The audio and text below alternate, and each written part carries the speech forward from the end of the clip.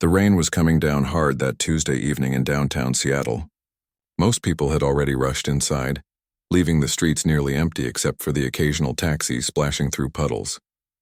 But there was one person still out there, sitting on a cold concrete bench outside the city library. Her name was Luna, and she had been living on the streets for 3 months now. The 28-year-old had once been a kindergarten teacher with a small apartment and a car that actually started most mornings. But life has a way of throwing curveballs when you least expect them. First came the medical bills when her mother got sick, then the layoffs at the school where she worked. Before she knew it, everything she had built was gone. Luna pulled her thin jacket tighter around her shoulders as the wind picked up. The library had closed an hour ago, which meant she had lost her warm place to spend the evening. She had a small backpack with everything she owned: a change of clothes, a worn paperback book, a water bottle, and exactly $7.32. The street was getting darker, and Luna was starting to think about where she might sleep tonight when she noticed someone walking toward her. It was unusual to see anyone out in weather like this, especially someone wearing an expensive-looking coat. As the figure got closer, she could see it was a man, probably in his 50s, with graying hair and tired eyes. What struck her most was how he was walking. This wasn't someone hurrying to get out of the rain. He was moving slowly, almost like he was carrying the weight of the world on his shoulders. His hands were shoved deep in his pockets, and he seemed completely lost in thought. The man stopped about 10 feet away from her bench and just stood there for a moment, letting the rain soak through his obviously expensive clothing. Luna had seen all kinds of people during her time on the streets, but this was different. This person looked like he belonged in a boardroom or at some fancy restaurant, not standing in the rain on a Tuesday night. She watched as he slowly approached her bench. Instead of walking past like most people did, he actually made eye contact with her. That was rare. Most folks who saw her either looked away quickly or pretended she didn't exist at all. "Excuse me," he said, his voice barely audible over the sound of the rain. "Would it be okay if I sat here for a few minutes?" Luna was surprised. People didn't usually ask permission to sit on public benches, especially when talking to someone like her. She scooted over a little and nodded. "Sure, there's plenty of room." The man sat down, leaving a respectful distance between them. For several minutes, neither of them said anything. They just sat there watching the rain create small rivers in the gutters and listening to the distant sound of traffic. Luna glanced over at her unexpected bench companion. Up close, she could see that despite his expensive clothes and well-groomed appearance, he looked absolutely exhausted. There were dark circles under his eyes, and his shoulders seemed to carry a heaviness that had nothing to do with the rain. "Rough day?" she asked gently. The man let out a long breath that seemed to come from somewhere deep inside. "You could say that." "Rough year, actually. Maybe rough life." He paused and looked at her. "What about you? I'm guessing sitting on a bench in the rain wasn't your first choice for the evening." There was something in his tone that wasn't condescending or pitying. It was just genuine curiosity from one human being to another. Luna found herself actually wanting to answer. "Not exactly," she said with a small smile. "But you know how it is. Sometimes life doesn't give you a lot of choices about where you end up." The man nodded slowly. "I think I'm starting to understand that more than I ever wanted to." They fell back into comfortable silence. Luna couldn't shake the feeling that this whole situation was surreal. Here she was, someone who most people wouldn't even acknowledge, having a normal conversation with someone who clearly came from a completely different world. After a while, the man spoke again. "Can I ask you something? And please feel free to tell me it's none of my business. Go ahead. How do you do it? How do you keep going when everything feels impossible?" The question caught Luna off guard. She had expected him to ask about her situation, maybe offer some money or advice. She hadn't expected him to ask for advice from her. "I guess I don't really think about it that way," she said after thinking for a moment. "I mean, yeah, things are really hard right now. Harder than I ever thought they could be. But giving up isn't really an option, you know? Every day I wake up and I have to decide if I'm going to let today beat me or if I'm going to figure out how to make it work." The man was listening intently, like her words actually mattered to him. "Some days are easier than others," Luna continued. "Today was actually okay until it started raining. I spent most of the afternoon in the library reading, and Mrs. Chen from the coffee shop on 5th Street saved me half a sandwich from lunch. Yesterday was harder, but tomorrow might be better. You really believe that? That tomorrow might be better? I have to, Luna said simply. Because if I don't believe that, then what's the point of anything? The man was quiet for a long time after that. Luna could see him processing what she had said, like he was trying to figure out some complicated equation in his head. I used to think I had everything figured out, he said eventually. I thought success meant having control over everything in your life. But lately I'm starting to realize that maybe the people who really have it figured out are the ones who can find hope, even when they don't have control over anything. Luna looked at him more carefully. There was something about the way he talked that suggested he was used to being in charge, used to having answers. But right now he seemed like someone who was questioning everything he thought he knew. What's your name? She asked. David, he said. David Chen. Wait, Luna said, suddenly connecting the dots. Chen, like the coffee shop owner? David smiled for the first time since he had sat down. That's my aunt. She's always been the wisest person in our family. I should probably listen to her more often. As the rain started to lighten up, Luna realized that this chance encounter was turning into something she hadn't expected. This wasn't just a random conversation with a stranger. There was something deeper happening here, something that felt important in a way she couldn't quite put her finger on yet. The rain had slowed to a gentle drizzle, but neither Luna nor David seemed ready to leave the bench. There was something comfortable about sitting there together. Two people from completely different worlds finding an unexpected connection in the most unlikely place. So Mrs. Chen is your aunt, Luna said, still processing this coincidence. She's been really kind to me. Always pretends she made too much food for lunch and offers me the extras. David's expression softened. That sounds exactly like something she would do. Aunt Chen has always believed that taking care of people is more important than following rules. When I was growing up, she used to sneak extra cookies to kids whose parents couldn't afford to buy them treats. She never makes it feel like charity, Luna added. She just treats everyone like their family. She learned that from my grandmother, David said. Our family came here from Taiwan with nothing. Grandmother used to say that when you've been hungry, you never forget what it feels like. So you make sure nobody else has to feel that way if you can help it. Luna studied David's face as he spoke. There was genuine warmth there when he talked about his family, but also something that looked like guilt or regret. Can I ask you something now? Luna said. Fair enough. Go ahead. What brought you out here tonight? I mean, sitting on a bench in the rain doesn't seem like something someone like you would usually do. David was quiet for a long moment, like he was deciding how much truth he was ready to share with a stranger. I just came from a board meeting, he said finally. We had to make some difficult decisions about the future of our company. Decisions that are going to affect a lot of people's lives. What kind of company? We develop technology and software. We've grown pretty quickly over the past few years, and now we employ about 15,000 people across different countries. Luna felt her eyebrows raise slightly. This wasn't just someone with a good job. This was someone with serious responsibility and power. That sounds like a lot of pressure, she said. It is.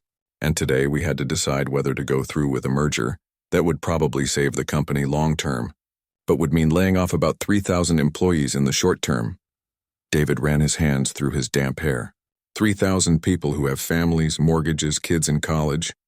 3,000 people who are going to get phone calls next week that will change their entire lives. Luna was starting to understand why David looked so worn down. Did you vote for the merger? I didn't just vote for it. I'm the one who recommended it. His voice was barely above a whisper. The numbers all made sense. It really is the best option for keeping the company stable and protecting the other 12,000 jobs. But sitting in that conference room looking at spreadsheets and projections, I kept thinking about faces. Real people whose lives we were casually deciding. Luna watched David struggle with the weight of what he was carrying.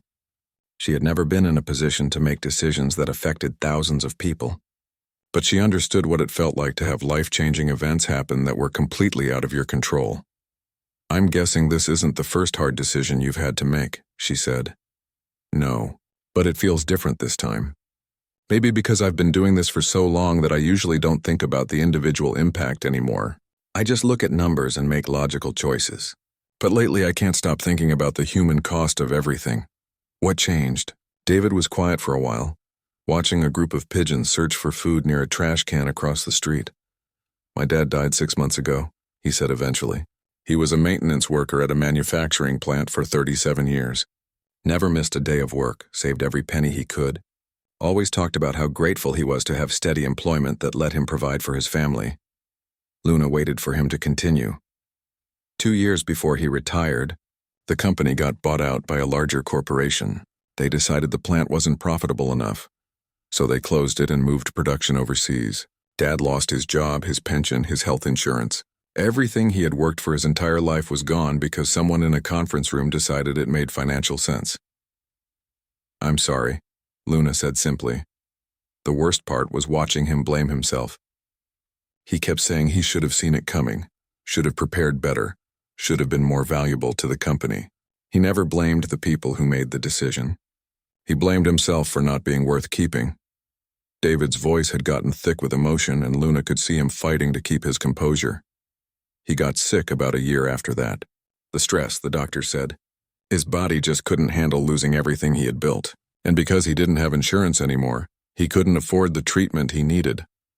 Luna felt a familiar ache in her chest. She knew what it was like to watch someone you love suffer because of circumstances beyond their control. I became successful partly because I wanted to make sure my family never had to go through something like that again, David continued. But now I'm the person in the conference room making decisions that are going to do to other families exactly what happened to mine. That doesn't make you a bad person, Luna said gently. It makes you someone who's trying to figure out how to do the right thing in an impossible situation. How can you say that? You don't even know me.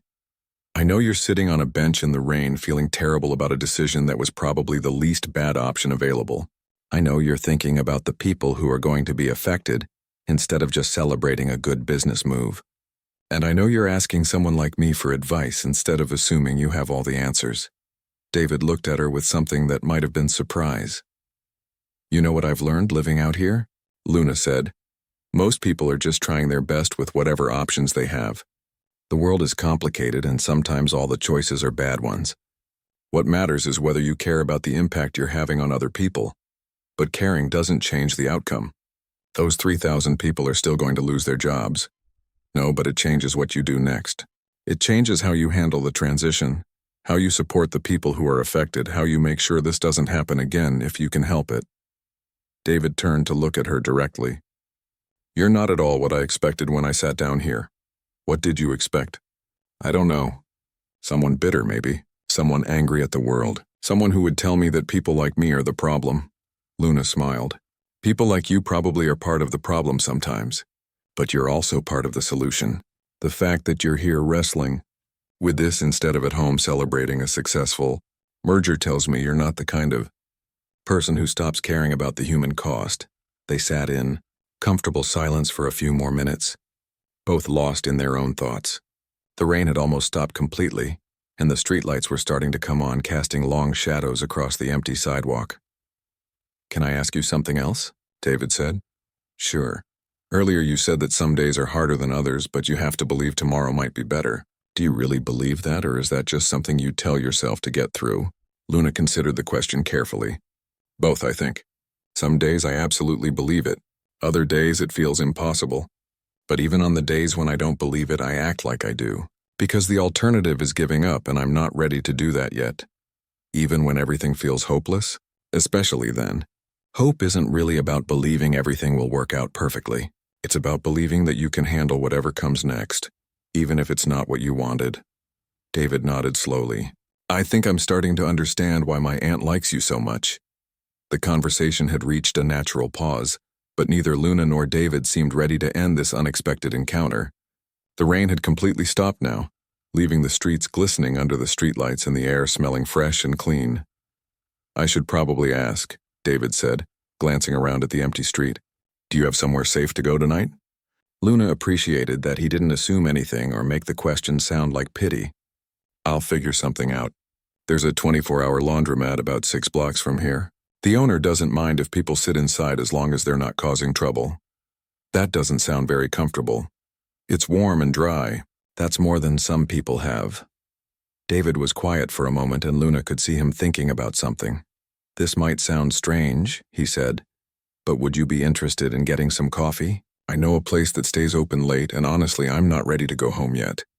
This conversation has been the most real thing that's happened to me in months. Luna hesitated. In her experience, when people with money offered to buy her things, it usually came with strings attached or expectations that made her uncomfortable. "I'm not looking for anything in return," David added quickly, as if he could read her thoughts. I don't want this conversation to end yet. You've given me more perspective in one evening than I've gotten from years of therapy and business coaching." There was something in his voice that convinced Luna he was being genuine. Plus, the idea of sitting somewhere warm with a hot cup of coffee was incredibly appealing. "Okay," she said, "but somewhere low-key. I'm not exactly dressed for fancy places. I know just the spot." They walked together through the quiet streets, their footsteps echoing off the wet pavement. David led them to a small diner that Luna had passed many times, but never been able to afford to enter. The neon sign in the window flickered slightly, and through the condensation on the glass, she could see a handful of customers scattered across red vinyl booths. When they walked in, the warmth hit Luna immediately, along with the smell of coffee and comfort food. A tired-looking waitress with kind eyes waved them toward any open booth. They settled into a corner booth, and Luna couldn't help but notice how David seemed to relax as soon as they sat down. This was clearly not the kind of place he usually spent time, but he looked more comfortable here than he had during their entire conversation on the bench. "I used to come to places like this with my dad when I was little," David said, as if reading her thoughts again. "After he finished his shift at the plant, he'd sometimes take me out for pie and hot chocolate. He said diners were the most honest places in the world because nobody pretended to be anything other than what they were." The waitress came over and poured coffee without being asked, the kind of automatic hospitality that only existed in places like this. "What can I get you folks tonight?" Luna started to say just coffee was fine, but David spoke up first. "Could we get a couple of pieces of whatever pie you recommend? And maybe some of those dinner rolls if you have any left from today?" Luna shot him a grateful look. She hadn't realized how hungry she was until he mentioned food. After the waitress left, David wrapped his hands around his coffee mug and looked directly at Luna. "Can I tell you something that I've never said out loud before?" "Of course." "I don't think I'm a very good person." Luna was surprised by the bluntness of the statement. "What makes you say that?" "I make more money in a month than most people see in years, and until tonight I don't think I've given any real thought to what that means. I live in a house with 8 bedrooms that I barely use. I own cars that cost more than most people's houses, and I spend my days making decisions that affect thousands of lives without ever really thinking about the faces behind the numbers. But you are thinking about it now. Only because of my dad's death. Only because something finally made it personal for me. What kind of person does it take a personal tragedy to develop basic empathy?" Luna considered this for a moment. "Maybe the kind of person who was taught that success means building walls between yourself and other people's problems. Maybe the kind of person who had to learn to think in numbers and systems instead of faces and stories just to survive in that world." The waitress returned with 2 generous slices of apple pie and a basket of warm rolls. Luna tried not to show how excited she was to see real food, but David noticed anyway. "When's the last time you had a proper meal?" he asked gently. "Yesterday morning. Mrs. Chen and her sandwich." Luna took a bite of the pie and had to stop herself from making appreciative noises. "This is incredible." They ate in comfortable silence for a while, and Luna found herself thinking about how surreal this whole evening had become. A few hours ago, she had been alone on a bench in the rain, worried about where she would sleep. Now she was sharing pie with someone who was probably one of the wealthiest people she would ever meet, having the kind of conversation she hadn't had since before her life fell apart. "Can I ask you something personal?" David said. "At this point, I think we're past worrying about personal boundaries. How did you end up homeless? I mean, you're clearly intelligent and articulate. You've obviously had education and opportunities." Luna had learned that people usually asked this question because they wanted reassurance that homelessness was something that happened to other kinds of people. People who made bad choices or had personal failings that they themselves would never have. But David's question felt different, like he genuinely wanted to understand. "I was a kindergarten teacher," she said. "I had a small apartment, a reliable car, a savings account with about $3,000 in it. I thought I was doing everything right. What happened? My mom got diagnosed with stage 4 pancreatic cancer. The insurance covered some of the treatment, but not the experimental therapies that might have given her more time. I spent my savings, then took out loans, then started putting everything on credit cards. David listened without interrupting. She died anyway, after 8 months of fighting, and I was left with about $60,000 in medical debt and no savings. I tried to keep up with the payments, but on a teacher's salary it was impossible. I had to choose between paying the debt and paying rent. What about bankruptcy? I looked into it, but the lawyers wanted money up front that I didn't have. And then the school district had budget cuts, and since I was one of the newer teachers, I got laid off. So you lost your income right when you needed it most. Exactly. I managed to stay in my apartment for 3 more months, but eventually got evicted. I lived in my car for a while, but then it broke down and I couldn't afford to fix it. That was 3 months ago. David shook his head. So you made every responsible choice you could make and still ended up here. That's the thing about poverty, Luna said. People who haven't experienced it think it's always the result of bad decisions.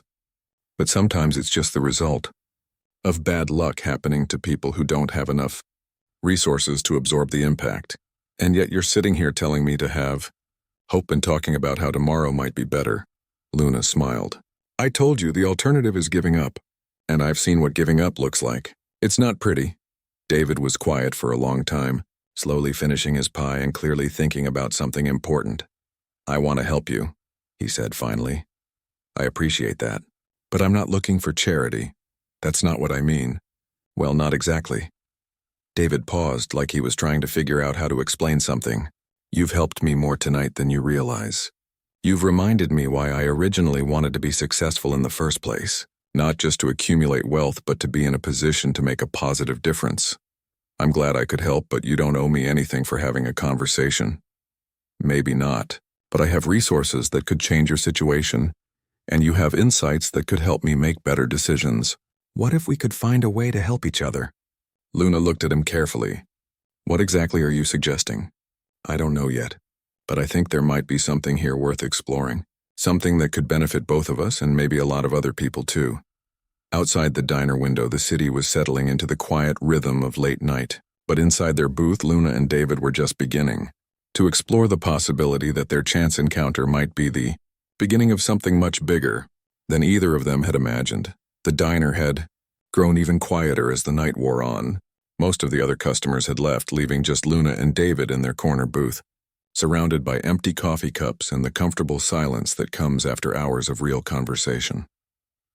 I've been thinking about what you said earlier, David said, breaking the quiet, about how caring about the impact changes what you do next. Luna looked up from the last crumbs of her pie. What about it?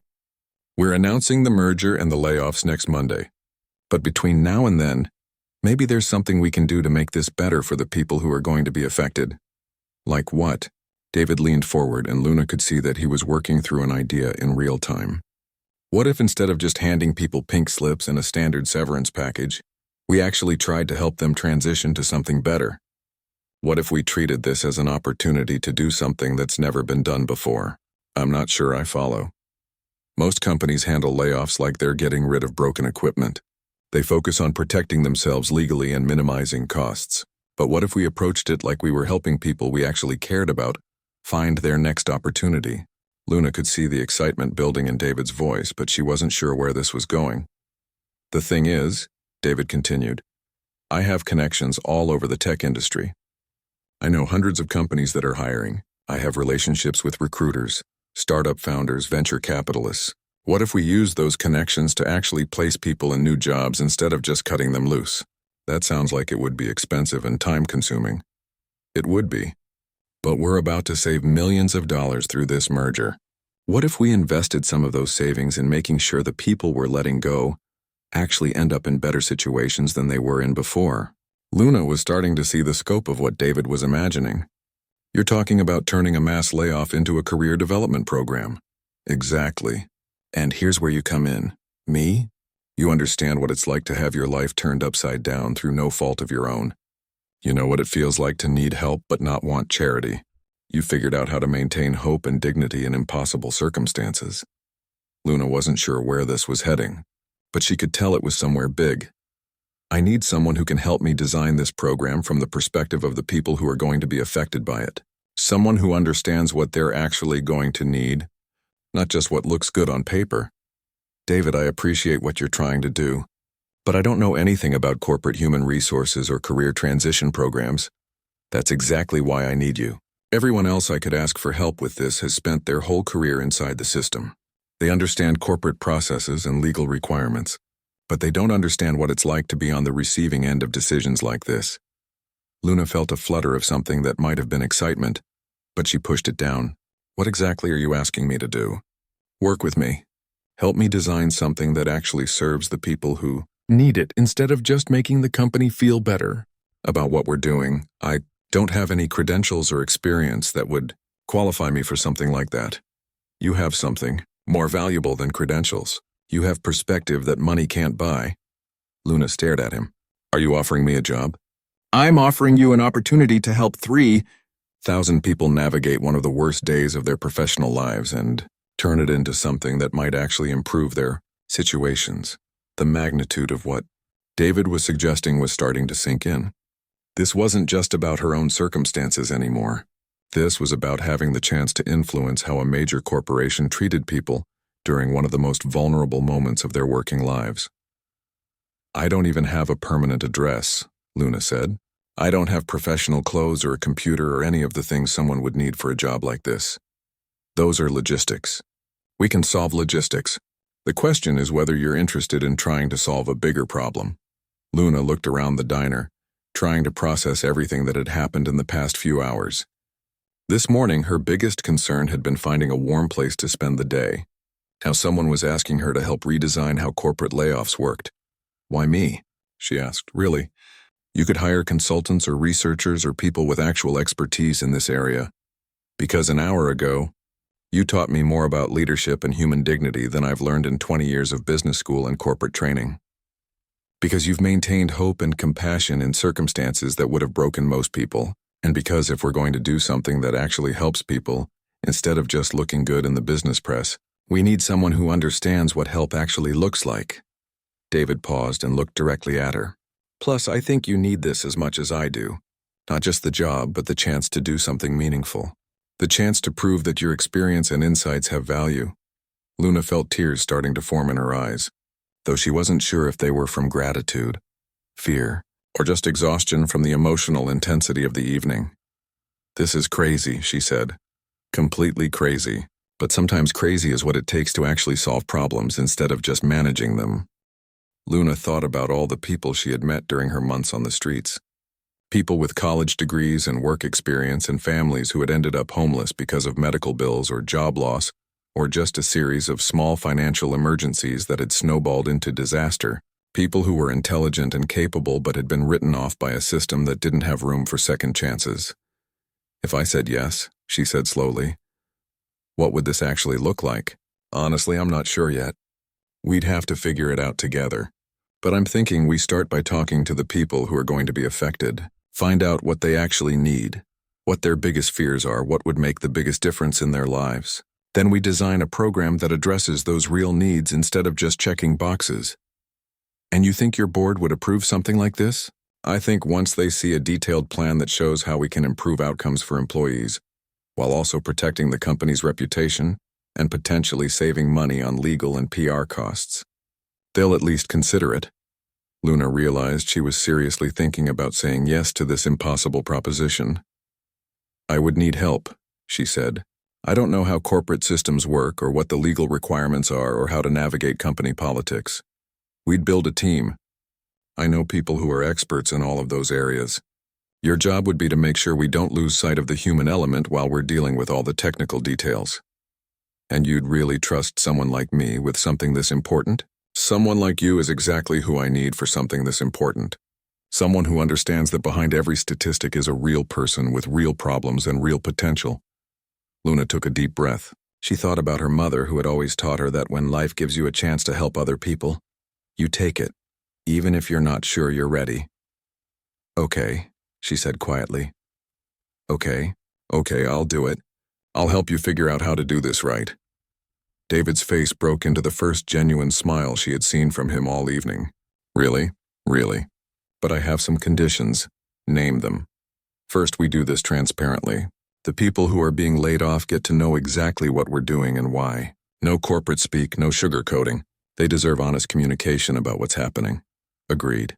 Second, whatever we design has to actually work for people in different situations. Single parents, older workers, people with disabilities, people who don't have college degrees. Not just the easy cases. Absolutely. And third, if this works, if we actually manage to help people instead of just making the company look good, we figure out how to share what we've learned with other companies. This can't just be a one-time thing. David reached across the table and offered his hand. Deal. As Luna shook his hand, she realized that her life had just changed completely for the second time in less than a year. But this time, instead of everything falling apart, everything was coming together in a way she never could have imagined. So, she said, when do we start? How about tomorrow morning? I'll pick you up here at 8, and we'll go get you set up with everything you need. Then we'll start figuring out how to change the way this company treats people. Luna laughed, and it felt like the first time she had really laughed in months. You know this is completely insane, right? The best ideas usually are, David said. But I think you're about to prove that sometimes insane ideas are exactly what the world needs. 6 weeks later, Luna stood in front of a room full of employees who had just learned they were being laid off. But instead of the anger and desperation she had expected to see, she saw something different. There was uncertainty, yes, and disappointment, but there was also something that looked like hope. I know this isn't the news any of you wanted to hear today, Luna said, her voice steady and clear. And I'm not going to stand here and pretend that losing your job isn't scary and difficult, because I know exactly how that feels. She paused and looked around the room. These weren't just faces in a crowd anymore. Over the past month, she and David had interviewed dozens of employees who would be affected by the layoffs. She had learned their names, their stories, their dreams and fears. Maria, the single mother who was supporting her elderly parents. Tom, the software engineer who had been planning to propose to his girlfriend. Jennifer, the project manager who had just bought her first house. What I can tell you is that we're going to do everything in our power to make sure this transition leads to something better for you, not something worse. The room was completely quiet. Luna had learned that people who are facing job loss don't want speeches or corporate platitudes. They want concrete information about what happens next. Over the next 3 months, each of you will work with a dedicated career transition specialist who will help you identify opportunities that match your skills and interests. We've already reached out to more than 200 companies in the region who are actively hiring, and many of them have committed to interviewing our employees first. She clicked to the next slide, which showed a detailed timeline of the support services they had developed.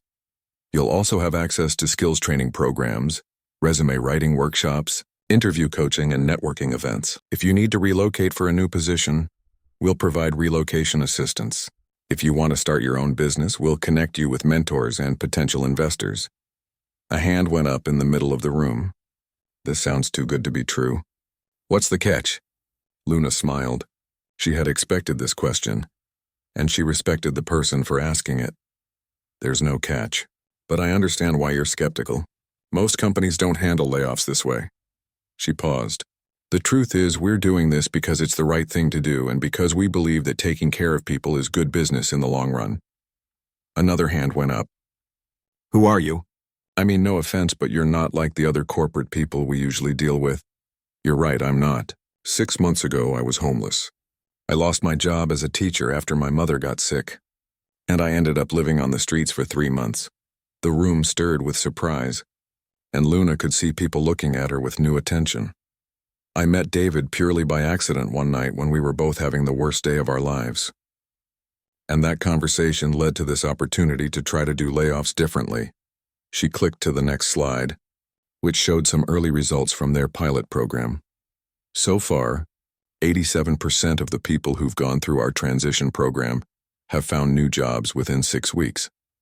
And not just any jobs. Most of them are making more money than they were here, and many of them say they're happier in their new positions. The questions kept coming for another hour. People wanted to know about timelines, about specific services, about what would happen if they couldn't find new jobs. Luna and her team had answers for all of it, because they had spent weeks thinking through every possible scenario. After the meeting ended and the room had cleared out, David appeared at Luna's side. That was incredible, he said. 6 weeks ago, you were afraid you didn't have the credentials for this job. Did you see how those people responded to you? Luna was still processing what had just happened. They listened because I was telling them the truth. And because they could tell that someone had actually thought about what they would need. It's more than that. They trusted you because you've been where they are. You understand what it feels like to have your life turned upside down. They walked together toward David's office, passing the framed newspaper articles that had appeared about their innovative layoff program. The Wall Street Journal had called it a revolutionary approach to corporate responsibility. Harvard Business Review had published a case study. Other companies were already reaching out to learn about their methods. I still can't believe this actually worked, Luna said. I can. You just needed to believe in yourself as much as other people believed in you. They had reached David's office, where Luna's desk was now positioned next to the window overlooking the city. In the 6 weeks since she had started working there, she had gotten her own apartment, bought professional clothes, and somehow become the go-to expert on humane layoff practices. But the most important change wasn't in her circumstances. It was in how she saw herself and her own potential. David, can I ask you something? Of course. That night on the bench when you asked if you could sit down, were you really just looking for a place to rest, or did you somehow know that I needed to be found? David smiled. Honestly, I was looking for a place to sit where I could feel sorry for myself in peace. I had no idea that conversation was going to change everything, but you did know. Some part of you knew that what you needed wasn't to sit alone feeling guilty. You needed to connect with someone who could remind you why your decisions mattered. And what you needed wasn't just a job or a place to live. You needed a chance to prove that your experiences had value. Luna looked out the window at the city below. Somewhere down there were probably other people sitting on benches in the rain feeling like their lives were over. There were probably other successful people walking around carrying guilt about the impact of their decisions. We should do something about that, she said. About what? All the other people who are stuck in situations like we were. The people who have valuable perspectives but no platform to share them.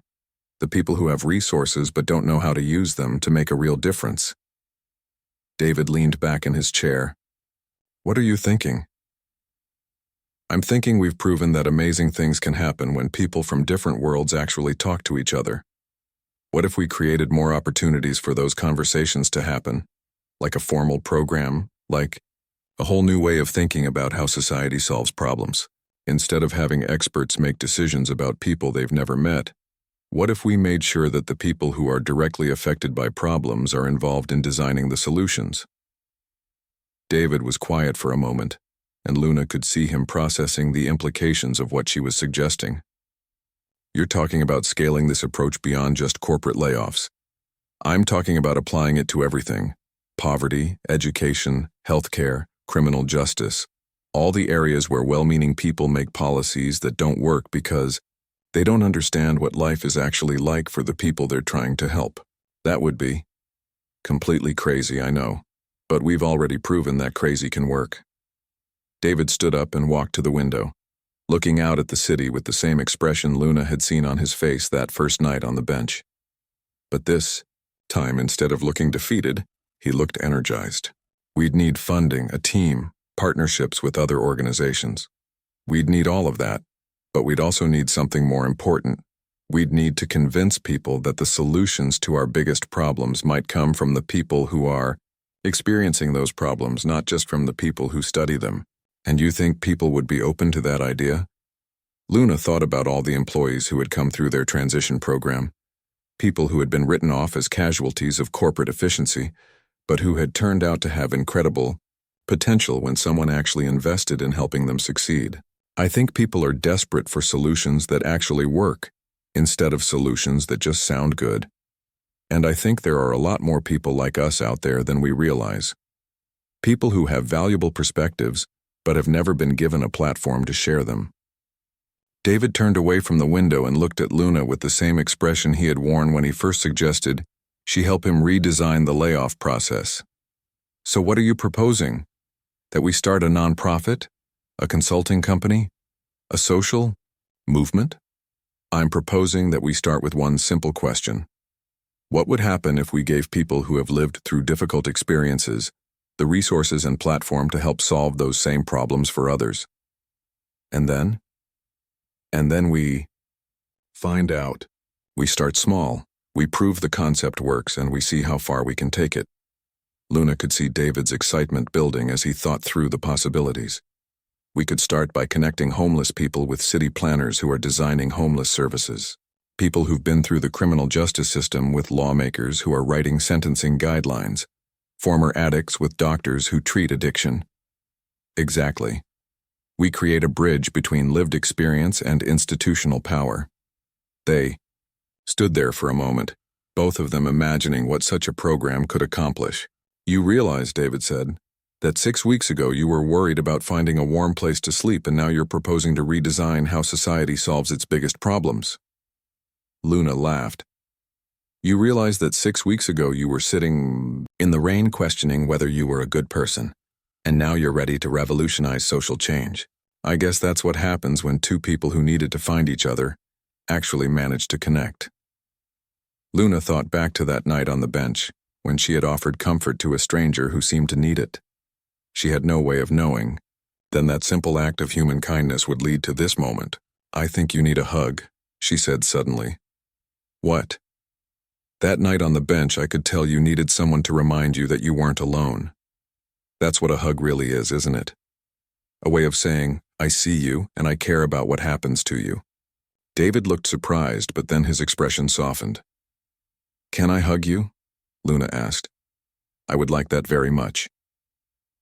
As they embraced, Luna realized that this was what had been missing from both of their lives before that night. Not just success, or stability, or even hope, but genuine human connection. The knowledge that someone else understood their struggles and believed in their potential. When they pulled apart, David was smiling. So, he said, ready to change the world? Ready to try, Luna replied. One conversation at a time. Outside, the window the city hummed with the energy of millions of people going about their lives, each carrying their own struggles and dreams. But inside that office, two people who had found each other in the most unlikely circumstances were planning to make sure that no one would have to face those struggles alone. The billionaire could not believe it, but sometimes the most unbelievable things are exactly what the world needs most.